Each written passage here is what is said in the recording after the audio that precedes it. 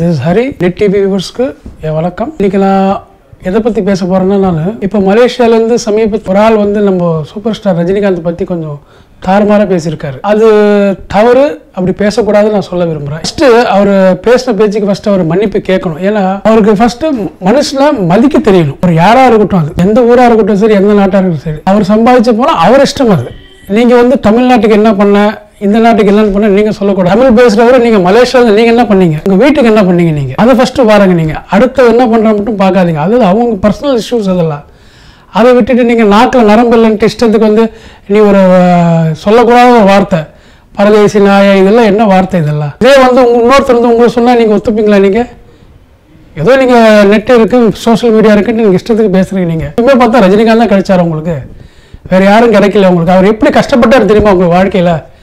பாண்டி பஜார்ல எங்கெங்க படுத்திருக்காரு தெரியுமா கஷ்ட காலத்துல? அவரு அந்த கஷ்டம் தான் இன்னைக்கு அவரை பெரியார் ஆக்கியிருக்கு. அவர் இன்னைக்கு வந்து அவ்வளவு ஒரு சூப்பர் ஸ்டார் இருக்காருன்னா அவர்கிட்ட இருக்கிற டிசிப்ளின், உழைப்பு, அவ்வளவுதான். அவர் சம்பாதிக்கிறாரு, அவர் இஷ்டம். கொடுக்கணுமா கொடுக்காத அப்பாற்பட்ட விஷயம். அது அவர் யோசிக்கணும். அதெல்லாம் நீங்க யோசிச்சு சின்ன பிள்ளை நீங்க வந்து நீங்க கொடுக்கணும்னா ஏன் நீங்க கொடுங்களேன்? நீங்க சம்பாதிக்கலாம் மலேசியால, நீங்க கொடுக்கல, மக்கள் நீங்க தானே பண்ணுங்களேன். பிரிக்காதீங்க மனுஷனை. வந்து நீங்க எப்படி பேசுறீங்கன்னா நீ வந்து பணத்தை கர்நாடகால போட்டாரு, கர்நாடகா இந்தியாவுக்குள்ள தான் இருக்கு. அவர் உழைப்பு எங்க போட்டாரு, பணத்தை அங்க போட்டாரு, அவ்வளவுதான். அது அவர் இஷ்டம். அது இப்போ நீங்க சம்பாதிச்சு நீங்க தமிழ் பேசுற, நீங்க மலேசியாவில் எத்தனை தமிழர் இருக்காங்க, அங்கங்க சம்பாதிச்சு அங்கங்க போட்டுருக்கீங்க. ஏன் வந்து தமிழ்நாட்டில் போடுறது? நீங்க தமிழ்நாட்டில் ஒரு தொழில் ஆரம்பிச்சு இருக்கிற அவங்க மக்களுக்கு நீங்க வேலை கொடுக்கலாம் இல்லையா?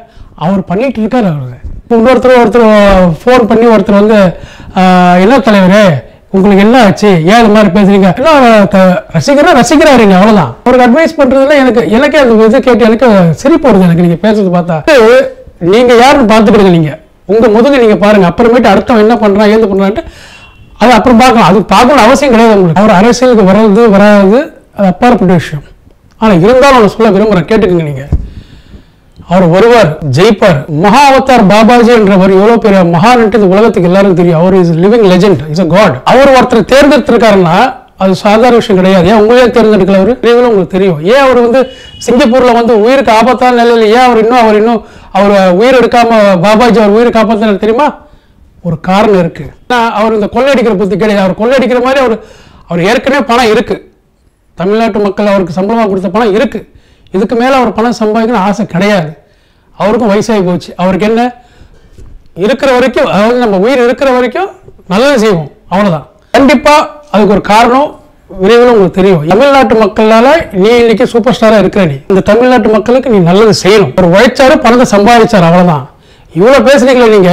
இப்போ அரசியல்வாதி கேளுங்களேன், எத்தனையோ அரசியல்வாதி கொள்ளையடிக்கிறாங்க பணத்தை. அவங்களுக்கு கேட்காம நீங்க வந்து ரஜினிகாந்த் பணம் கொடுக்கணும், ரஜினிகாந்த் பணம் கொடுக்கணும், என்ன நீங்க கொடுத்து வச்சிருக்கீங்களா அவருக்கு? நீங்க அதை நீங்க பாராட்டுங்க. அவர் வராருன்னா நல்லா வரவே என்கரேஜ் பண்ணுங்க. நீங்க அவரை எத்தனையோ பேர் இன்னும் கொள்ளதான் அடிச்சிட்டு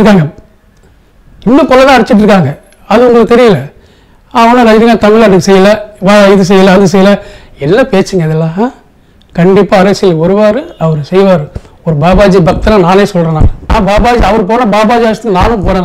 எனக்கு அவர் தொடர்பு இருக்கு, பாபாஜி கூட எனக்கு தொடர்பு இருக்கு. அவர் அடிக்கடி எனக்கு சொல்லுவார் சில விஷயம்.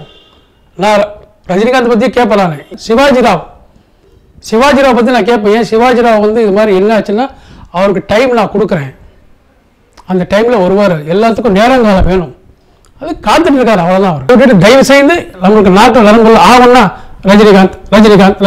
இப்போ அந்த மலேசியாலேருந்து பேசினார் பார்த்தீங்களா? அந்த மலேசியாலேருந்து பேசுறது, அப்புறமேட்டு ஃபோனில் தொலைபேசி அட்வைஸ் பண்ணுறது, இவங்களெல்லாம் என்ன சொல்கிறேன்னா, நீங்கள் ஓட்டு போட்டு ஜெயிக்க வச்சிங்க பார்த்தீங்களா, அவங்கள போய் கேளுங்க. நீங்கள் இவர்கிட்ட கேட்கறது உங்களுக்கு தகுதி கிடையாது, உரிமையும் கிடையாது. யாரை பற்றி பேச போறீங்களோ அதை யோசிச்சு பேசுங்க. சும்மா நம்மளுக்கு டிவி இருக்கு, யூடியூப் இருக்கு, அது இருக்குன்னு சொல்லிட்டு இஷ்டத்துக்கு பேசி உங்கள் பேரும் கெட்டுக்காதீங்க. நீங்கள் உங்களுக்கு பாப்புலாரிட்டி வேணும்னா வேற ஏதாவது பண்ணுங்க. நீங்கள் நம்ம இவரை பற்றி சொன்னால் நம்ம பாப்புலர் ஆகிடுவோம். இந்த இதெல்லாம் வச்சுக்கிட்டு நீங்க தயவு செய்து அவர் இழுக்காதீங்க, எதுவும் இழுக்காதீங்க, அவரை வாழ விடுங்க நீங்க தயவு செய்து.